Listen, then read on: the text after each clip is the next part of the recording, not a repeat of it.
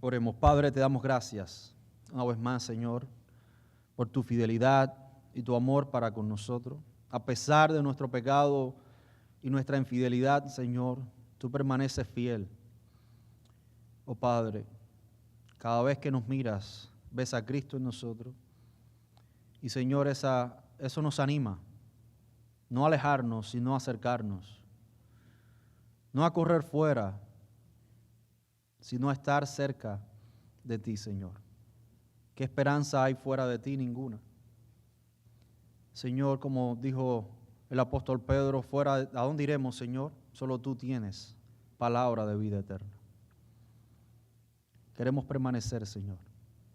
Y te pedimos, Padre, que bendigas esta predicación, que nos permitas entender tu palabra con claridad y poder, Señor, ser transformado por medio de tu Espíritu Santo. Es en Cristo Jesús que te lo pedimos. Amén. Bueno, estoy leyendo, o ya hace un tiempo, comencé a leer la Biblia de la Nueva Biblia de las Américas, ¿verdad? Antes usábamos desde aquí, bueno, hermano José creo que usó la Reina Valera de 60. No estamos diciendo, ni quiero establecer que una es mejor que otra. Simplemente lo estoy haciendo por el beneficio que nos da esta versión de poder leer de una manera más comprensible, ¿verdad? Un poco más fácil se nos hace la lectura con esta versión. Simplemente eso, no hay nada más que añadir a eso. Dicho esto, hermanos, vamos a entrar en el sermón que vamos a ver en esta mañana, en Tito capítulo 3, como ya leímos del versículo 8 al 11, y hemos venido desarrollando, ¿verdad?, todo un tema que involucra a la iglesia. Es decir, esta carta es una carta pastoral, pero hemos visto en el desarrollo que al ser una carta pastoral no se limita a los pastores, sino a toda la iglesia, ¿verdad? Hay exhortaciones, hay consejos, y precisamente el título en esta mañana es Consejos para la Iglesia. Consejos para la Iglesia. Hemos visto los roles diferentes de cada miembro de la iglesia, desde los ancianos hasta los miembros normales o regulares de la iglesia. También hemos visto nuestro rol en el trabajo y también nuestro rol o nuestra relación con el gobierno, cómo debemos nosotros vivir o aprender a vivir en este mundo que es un mundo político, ¿verdad? No podemos evitar eso. Ahora, en esta mañana quiero ver, si el Señor así lo permite, tres puntos fundamentales. En primer lugar, insistir en el Evangelio con firmeza. En segundo lugar, ocuparse de las buenas obras. En tercer lugar y último, perseverando en la unidad de la iglesia. Yo quiero, probablemente ocupemos más tiempo en el segundo, aunque el tercero es también un poco importante, ¿verdad? Pero básicamente vamos a ver un poco, definir las obras para no ser confundidos y establecer bien claro este punto. Sin más, pasemos al primer punto y encontramos en el versículo 8 que dice el apóstol Pablo a Tito: palabra fiel es esta, y en cuanto a estas cosas quiero que hables con firmeza, para que los que han creído en Dios procuren ocuparse en buenas obras. Estas cosas son buenas y útiles para los hombres. Bueno, en primer lugar, lo que debemos ver es que este versículo 8, no está desconectado del resto de lo que ya hemos visto anteriormente. Por ende, palabra fiel es esta frase que comienza el versículo 8, no es un párrafo independiente o un consejo distinto a lo que ya el apóstol Pablo viene mencionando, sino que está en conexión con lo que él ha dicho anteriormente con respecto al propio evangelio. Dice el versículo 4 nuevamente, que ya leíamos la semana pasada: pero cuando se manifestó la bondad de Dios nuestro Salvador y su amor hacia la humanidad, Él nos salvó, no por obras de justicia que nosotros hubiésemos hecho, y habíamos explicado que ninguno de nosotros puede hacer ningún tipo de obra sean justas delante de Dios. Por ende, no podemos ganar nuestra salvación. De ninguna manera podemos ganar nuestra salvación. Lo que sí hacemos es condenarnos, ¿verdad? Porque ninguno escapa, ningún hombre natural puede escapar de la condenación de la ley. Dios nos juzga por medio de la ley y en esa ley nosotros somos hallados culpables. Ahora, porque estamos en Cristo, y eso es lo que el apóstol Pablo quiere enfatizar acá, lo que Cristo hizo por su pueblo, y eso es importante entenderlo porque esa es la base de nuestra vida cristiana. Es la base de nuestra relación con Dios y es la base de nuestra relación entre nosotros mismos. No hay otra manera, no hay otra forma de poder comprender qué magnitud o qué profundidad tiene mi relación con Dios o qué magnitud y profundidad tiene mi relación con los demás. No solamente con los creyentes, sino también con los de afuera, como vamos a ver en un momento. Entonces el Evangelio es la base de todo para nosotros. No podemos separar, no podemos hacer una distinción aparte del Evangelio, separarlo de nuestras acciones, porque de lo contrario nos volvemos moralistas y trataremos de cumplir una ley que es imposible de cumplir para nosotros, por nosotros mismos. Entonces, por eso es importante que esta palabra fiel que el apóstol menciona en el versículo 8 está relacionada precisamente al Evangelio, que sigue diciendo el Espíritu Santo a través de Pablo, sino conforme a su misericordia, por medio del lavamiento de la regeneración y la renovación por el Espíritu Santo, que Él derramó sobre nosotros abundantemente y por medio de Jesucristo nuestro Salvador, para que justificados por su gracia, nuevamente, su gracia, no por obra, su gracia, fuéramos hechos herederos según la esperanza de la vida eterna. Aquí está todo completo, aquí está el Evangelio entero, obra, vida y muerte, resurrección, bendición, nuevo pacto establecido sobre el creyente. Desde la regeneración, ¿verdad? Desde la acción que toma Dios para que Cristo venga a morir en la cruz, hasta la aplicación de las bendiciones del Evangelio para nosotros. Y al creyente se le llama a estar o a vivir en esperanza. Es una esperanza que es eterna, esperanza de vida eterna, ¿verdad? Si cada creyente se le diera una vida condicionada, entonces no fuera una vida eterna. Y esto es importante. ¿Por qué? ¿Por qué es importante? Porque este es el fundamento, hermano, de nuestra identidad en Cristo. Cristo es nuestra identidad para con Dios, ¿verdad? Pero nosotros, nuestra identidad es que hemos sido salvos, o nuestra relación con Dios es que hemos sido salvos para siempre y que nada, como el hermano José oró, nada puede quitarnos esa salvación. De lo contrario, no fuera una esperanza de vida eterna. Porque el que tiene una esperanza, espera, ¿verdad?, hasta la consumación de esa esperanza. Y es imposible que esa esperanza sea entonces una condición. Una condición, o es decir, una bendición condicionada, es decir, si usted cumple ciertos parámetros puede mantener esa esperanza. Si no los cumple, usted los pierde. Ahora, esto es en términos, en la forma en que nosotros podemos expresar estas cosas, para poder entender. Ahora, en un sentido completo y general, nosotros debemos entender que ningún creyente verdadero, estando en Cristo, va a tener esa lucha en el sentido de...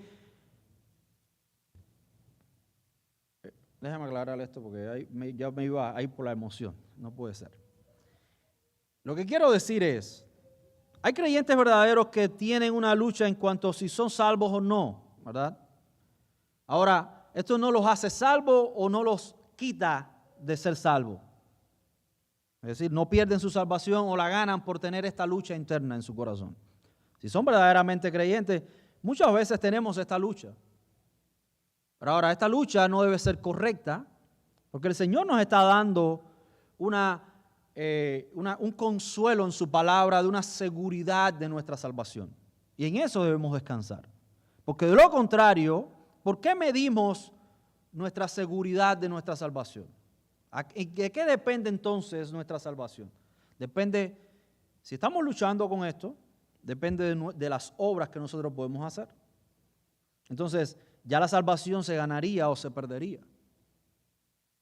En nuestra mente, damos gracias a Dios que no es así, ¿verdad? Yo conozco gente que ha luchado toda su vida con esto y yo creo que son verdaderos creyentes y inclusive hay algunos que han muerto y yo creo que son salvos, porque no depende de eso, no depende si ellos creen o no en este sentido, sino que ellos creen en el Evangelio, pero en un sentido ellos como que no están totalmente seguros de su salvación. Ahora, la salvación es por gracia.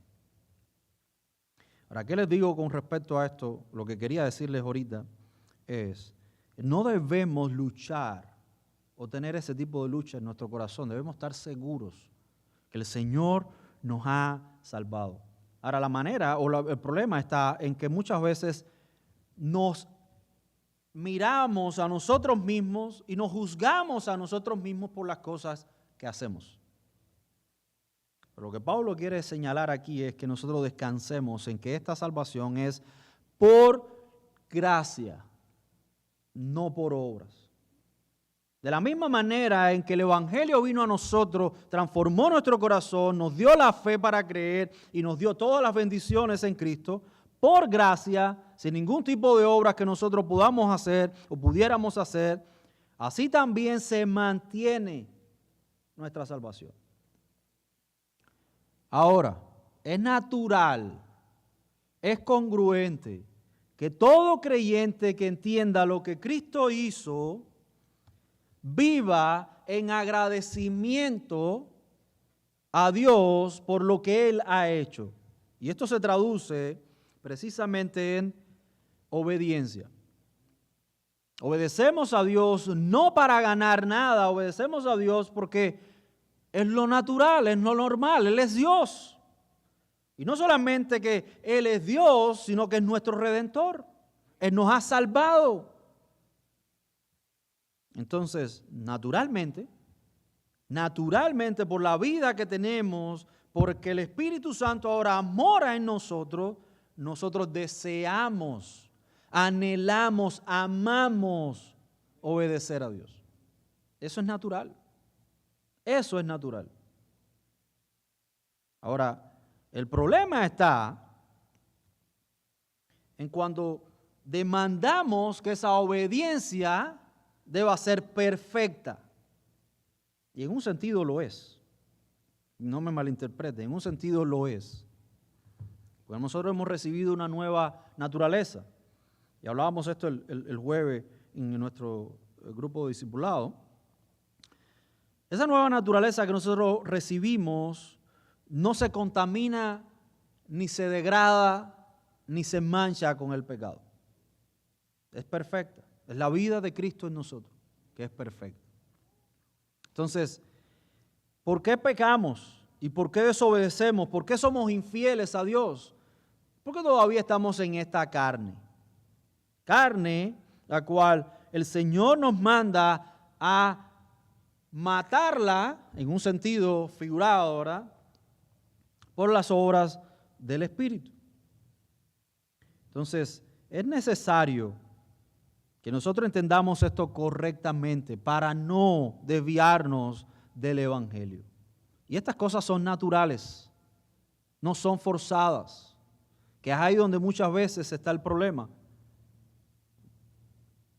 Pero antes de entrar ahí, quiero que quede claro que esta palabra que el apóstol Pablo en el versículo 8 está diciendo, palabra fiel es esta en cuanto a estas cosas quiero que hables con firmeza, se refiere al Evangelio. Y lo que debemos hacer es confirmar, afirmar el Evangelio en la iglesia, porque esa es la base. Ya en Cristo nosotros estamos completos. Ya en Cristo nosotros somos perfectos. Ya en Cristo nosotros hemos cumplido la ley perfectamente. Entonces la ley no se nos da a nosotros para que después que recibamos nosotros paguemos a Dios en la obediencia de la ley. Esa no es la función. Esa no es la función aquí. Porque si es por gracia, es por gracia. ¿Verdad? Dios no nos hace aptos por gracia para cumplir el pacto de obras o el pacto para cumplir la ley perfectamente. Eso no funciona así. Nosotros hemos sido capacitados para estar en el cielo, sentados a la diestra del Padre, por una sola razón: por Jesucristo. Simple. Ahí no hay otra forma, no hay otra manera de mirarlo. No es porque yo ahora tengo la capacidad de cumplir la ley y yo necesito cumplir la ley. Y mi pregunta sigue siendo, que no logro tener una respuesta: ¿para qué yo necesito cumplir la ley? Y en respuesta a eso, yo tengo la respuesta, es que a quien se los hago muchas veces no saben cómo responder. No hay respuesta. Entonces ese es el problema. ¿Para qué necesitamos la ley entonces? La ley la necesitamos porque la ley es lo que el Señor produce en nosotros. El amor por su ley, una conducta acorde a su ley, porque esa es la ley que Dios ha dado desde la creación hasta... Ese es el estándar que Dios nos da desde la creación hasta la eternidad. Es su ley. Entonces, no debemos pensar que nosotros debemos cumplir la ley como pago a Dios. De hecho, nosotros no vivimos, y esta es la gran realidad. Todos los días no nos levantamos pensando: tengo que cumplir la ley, tengo que cumplir la ley, tengo que cumplir la ley. No puedo pecar contra Dios, no puedo pecar contra Dios, tengo que cumplir la ley. Eso no lo hace nadie. ¿Verdad? Ningún creyente tiene esa responsabilidad. El creyente vive, y en la manera en que va viviendo, ¿verdad? Vive ahora bajo una cosmovisión nueva, cristiana, centrada en el Evangelio, sabiendo que ha sido justificado por gracia, vive. Parafraseando a MacArthur una vez, él decía: si usted ha sido redimido, si el Espíritu Santo mora en usted, si usted es un creyente, haga lo que quiera. Haga lo que quiera. Usted es libre, haga lo que quiera. Esto es una realidad. Porque lo que queremos ahora no es pecar, es agradar a Dios. Esa es nuestra nueva naturaleza. Pero el problema está en que cuando usted vive, usted va a pecar. Va a pecar. ¿Y qué hacemos entonces? Ya caí de la gracia, ya ahora no soy creyente, ahora necesita. ¿Qué necesitas?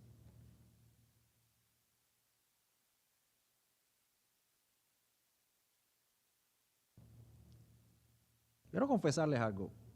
En muchas ocasiones en mi vida he estado meditando, o he ido a bañarme, ¿verdad? Y damos gracias a Dios porque aquí tenemos ducha. Bajo la ducha, en muchas ocasiones, después de haber batallado contra el pecado y haber fallado, yo pienso y digo: si esta agua pudiera purificarme, qué bueno sería.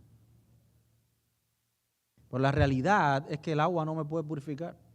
Pero ahí es donde entiendo lo que Cristo hizo por mí y digo: Señor, gracias, porque tú me purificas, tú me limpias del pecado. Yo quisiera que con mi propio esfuerzo ir a un lugar y poder santificarme, poder limpiarme, porque Esa es nuestra naturaleza. Quiere pagar a Dios. Señor, tú hiciste esto, pero yo quiero pagarte ahora. Pero yo tengo que entender que no es así. Ya hubo uno quien pagó. Yo no tengo ya que ir a ningún lugar ni hacer ningún rito para ser limpio. Ya yo soy limpio en Cristo. En mi nueva naturaleza, yo soy perfecto. Ahora yo lucho con mi antigua naturaleza. Y eso, hermanos, muchas veces es un problema para muchos. Porque de otras maneras se quiere uno purificar a sí mismo. Pero Pablo sigue diciendo, es el Evangelio. Es el Evangelio lo que es fundamental aquí. Por eso debes insistir, Tito, debes firmemente insistir en el Evangelio. Dice, habla con firmeza. ¿Para qué? Para que los que han creído en Dios, ¿qué pasa ahora? Dice esta versión, procuren ocuparse en buenas obras. ¿De cuál es la esencia de nuestras obras? ¿Cuál es el motor de esas buenas obras? Es el Evangelio. Es el descanso en Cristo. Es yo entender que estoy completo en Él y que Él no necesita más nada. Ya Cristo lo pagó todo. Ahora, este es el segundo punto, ocuparnos en las buenas obras. Y es importante que nosotros tengamos bien claro algo, gracias. Algo claro acá. Porque ocuparse en buenas obras es importante, pero debemos entender el contexto en el cual se nos está hablando aquí.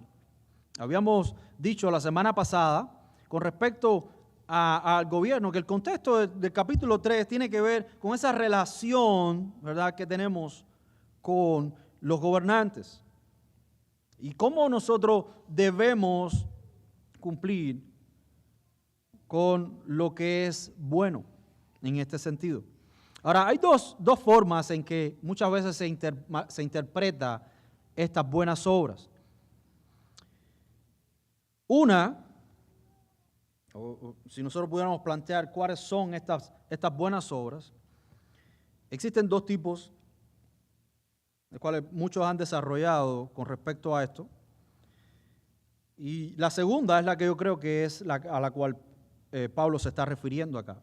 Pero en primer lugar, muchos se refieren a estas obras como las obras que el Espíritu Santo produce en nosotros. Cada creyente debe ocuparse, y aquí está, quizás en la Reina Valera del 60 está luce como un mandamiento, ¿verdad? Pero aquí la palabra está sujetada a una procuración. Debemos procurar ocuparnos en buenas obras. Esto implica que nosotros debemos ser conscientes de estas buenas obras y debemos cumplirlas. No debemos negarlas, ¿verdad? Debemos cumplirlas. Nuevamente, ¿cuáles son? Muchos dicen que son las obras que el Espíritu Santo produce en nosotros, es decir, las obras de una vida regenerada, las cuales el apóstol Pablo también menciona, ¿verdad?, en Efesios, ahí en Efesios 2, sobre todo en el 2:10, acerca de esas obras que han sido preparadas de antemano para que nosotros anduviésemos en ellas.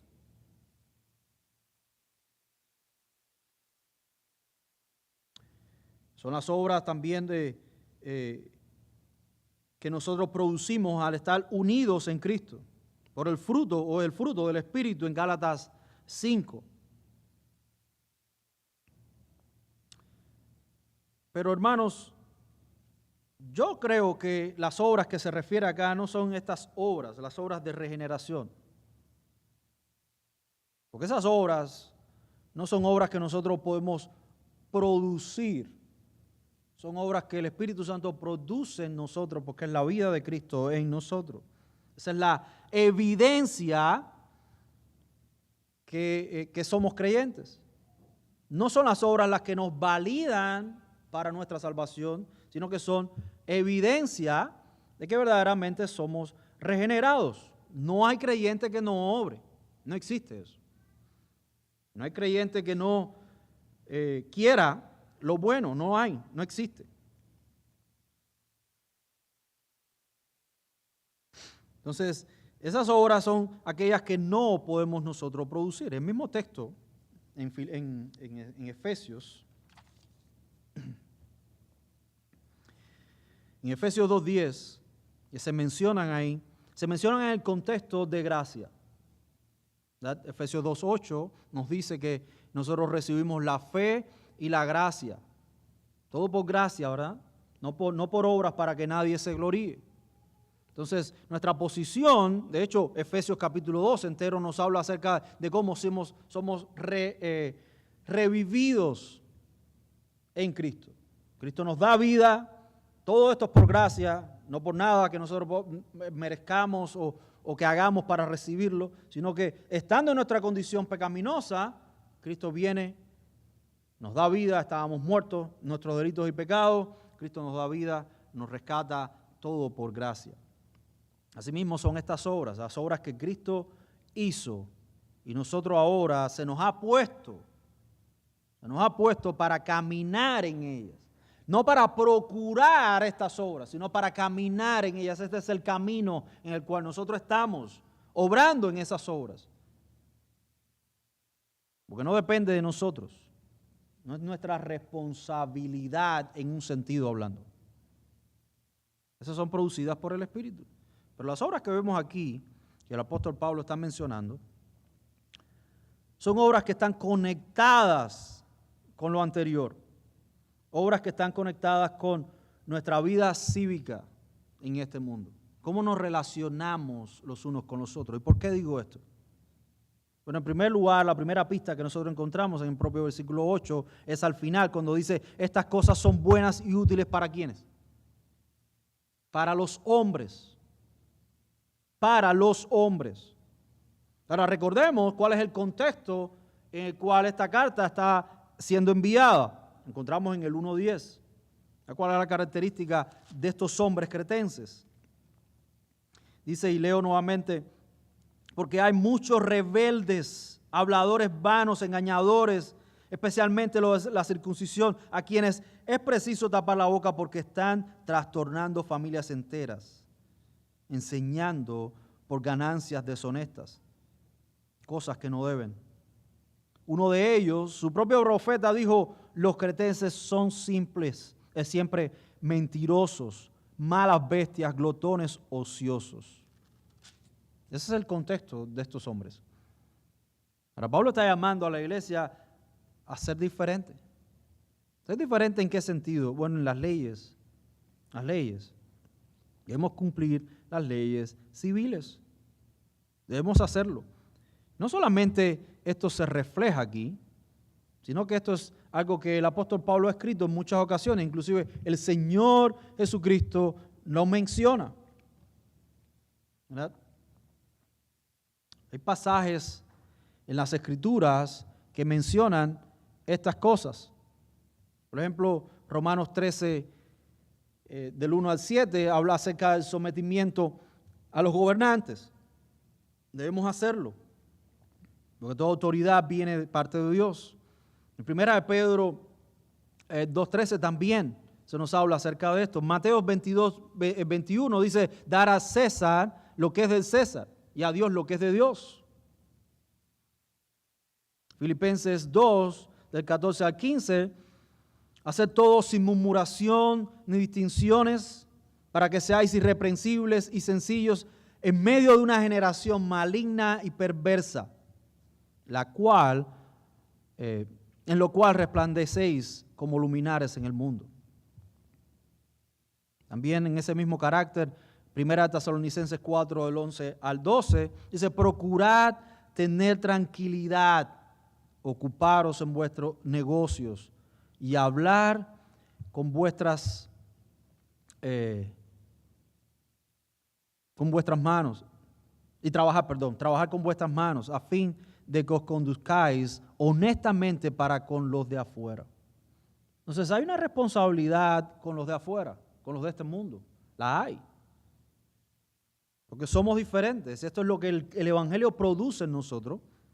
Entonces, yo he querido separar estas dos cosas de las obras que produce el Espíritu a las obras que nosotros hacemos para este mundo, aunque están ligadas, parten de la misma esencia que es el propio Evangelio, ¿verdad? Entonces, no lo debemos ver como algo dos separados, pero para el beneficio del sermón lo he separado para esta comprensión. Porque esto, hermanos, es lo que todo ciudadano civil debe entender, porque son útiles para los hombres, son buenas cosas para los hombres. No son obras para Dios, son obras para los hombres. Entonces ese es el beneficio. Nosotros como creyentes, cuando obramos el bien, lo hacemos para el beneficio de los demás. Y esto es algo que nos debe ocupar, ¿verdad? No como pago a nada, sino para entender que es lo correcto. ¿O acaso el mundo no vive de esa manera también? Bueno, ya estamos en un punto en que nos estamos degradando tanto que ya no nos interesa el beneficio de los demás. Nos interesa el individualismo, lo que es para mí nada más, ¿verdad? Y hay muchos sociólogos que están prediciendo de que en 30 años la comunidad soltera va a ser más del 50% de la población. Porque la gente no quiere casarse. Y lo que quiere es yo. Y si tú no me complaces a mí, entonces no me interesa tener ningún tipo de relación. Pero nosotros no debemos ser así. Y no vamos a ser así. Por una sola razón.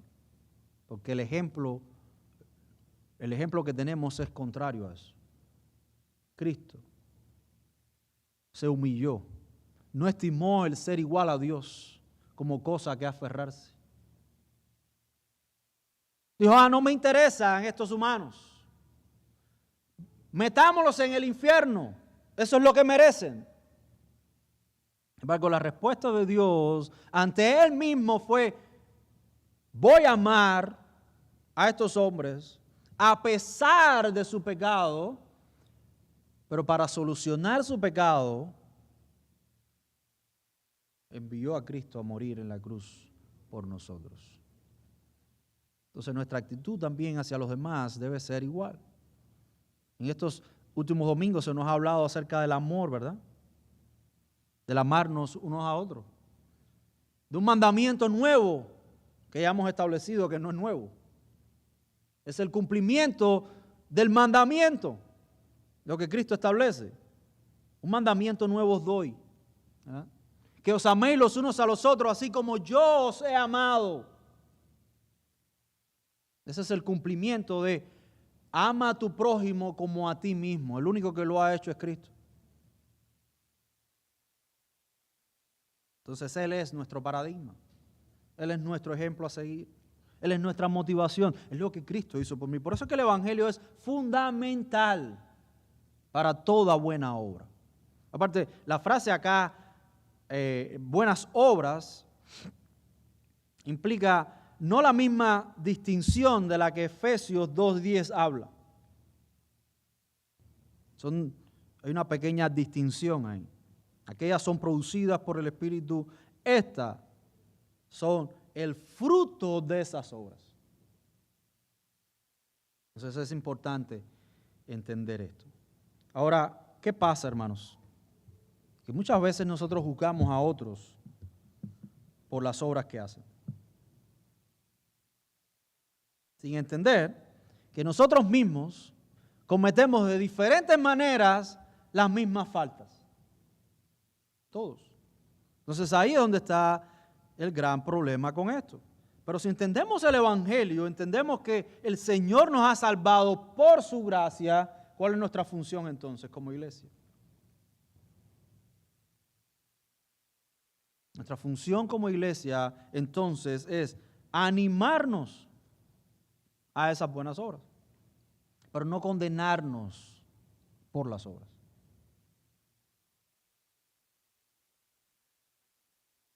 Pablo manda a Tito inclusive a reprender. ¿Pero reprender a quién? A aquellos contumaces, a aquellos que son perversos. E inclusive aquí el texto nos habla a partir del versículo 9 de esos que procuran estar siempre discutiendo por cosas que no tienen sentido. Y por ende llegan a causar división dentro del pueblo de Dios. Y una de las cosas fundamentales es la ley de Dios. Fíjense como dice Pablo en el versículo 9. Pero evita controversias necias, genealogías, contiendas y discusiones acerca de la ley, porque son sin provecho y sin valor. Ahora, Pablo no está quitando el valor a la ley. Esa no es la idea aquí. Pablo no está diciendo, bueno, la ley no sirve para nada, olvídense de la ley ya no tiene ningún tipo de valor, no pasen más tiempo o no gasten el tiempo en esto. Esa no es la idea aquí. Pablo hace una distinción de qué tipo de ley es la que se está discutiendo. Y es la ley ceremonial, ¿verdad? La ley ritual, aquella que llevaba el sacrificio, las comidas, aquellas santificaciones de ciertas cosas, ¿verdad? Pablo habla al principio, acerca de lo impuro, refiriéndose a la comida. Pablo está diciendo eso no aprovecha para nada. No aprovecha para nada. Eso no tiene sentido. Eso ya está resuelto en el Evangelio. Cristo es el cumplimiento de todas esas cosas. Ya nosotros no tenemos que hacer nada. No se preocupen por eso. Hay algunos que creen eso, pero debemos dejar claro. El Evangelio.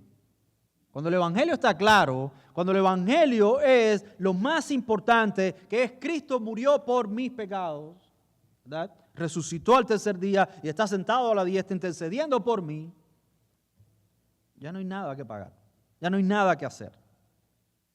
Pero muchos toman hoy en día también y se parecen a estos. Están siempre buscando lo que otros no hacen o lo que otros hacen para señalarlos. Hermanos, una de las cosas que yo quiero dejar claro aquí es que usted debe permitir que otros pequen contra usted. Porque eso va a pasar. Eso va a pasar. Lo hago yo, lo hace usted, lo hacemos todos. Ahora nos escandalizamos cuando pecan contra nosotros. Pero es que ese todavía no ha sido totalmente santificado. Y yo he sido santificado totalmente.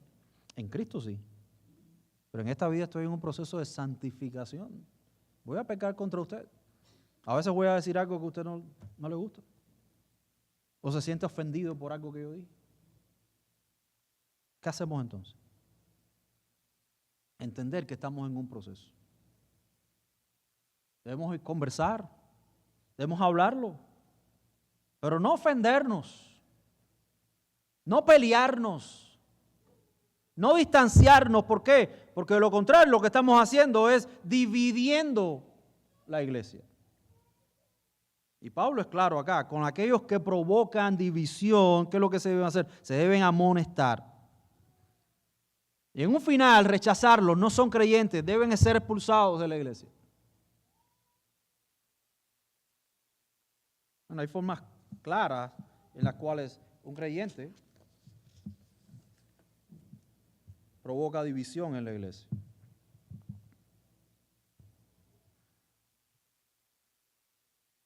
A veces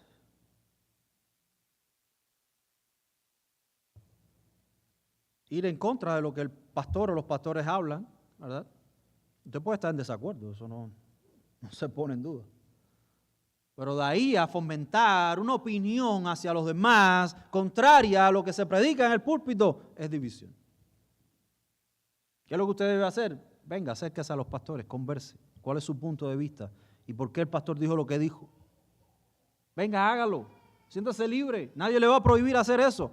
Ahora, lo que sí vamos a prohibir es que se murmure con otros en contra de la enseñanza. Y en contra de los hermanos también. Porque eso crea división. Entonces no debemos procurar la división, debemos procurar la unidad de la iglesia.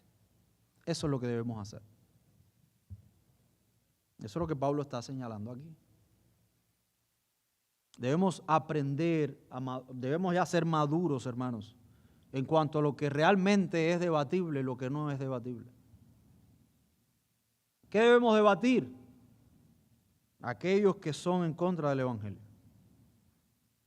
Yo lo dije cuando hablábamos de Apocalipsis. Hay quienes tienen posturas de si el milenio es ahora o el milenio es después o es no. Eso es debatible. Eso no es, a ver, eso es aceptable en este caso. Pero no perdamos el tiempo en eso. Ahora, cuando eso afecta al Evangelio, entonces sí debatemos. Porque el Evangelio es la esencia. Tenemos que regresar. Comenzamos con el Evangelio, terminamos con el Evangelio. Eso sí es importante. Porque si no predicamos el Evangelio verdadero, no hay seguridad de salvación. No la hay. Si usted predica que Cristo murió, pero usted tiene que abandonar el pecado para venir a Cristo, ese no es el Evangelio. Ese no es el Evangelio. El Evangelio nos da lo que la ley demanda. Provee para nosotros lo que nosotros no podemos cumplir y hacer. Eso es el Evangelio. Por ende, el Evangelio es descanso para el creyente. Sí, se nos recuerda lo que la ley demanda. Pero el Evangelio no es ley. Esa es la ley. Ahora, ¿qué hace el Evangelio? Cristo murió por ti. Todos tus pecados son perdonados. Y si nosotros creemos que quien está sentado al lado es un hermano, todos sus pecados son perdonados. Debemos perdonarnos los unos a los otros. Y debemos procurar la unidad de la iglesia. Por ende, hermanos, crezcamos en esta unidad, confiando en que Cristo es la esencia de nuestra relación con Dios, pero también de la relación con nuestros hermanos.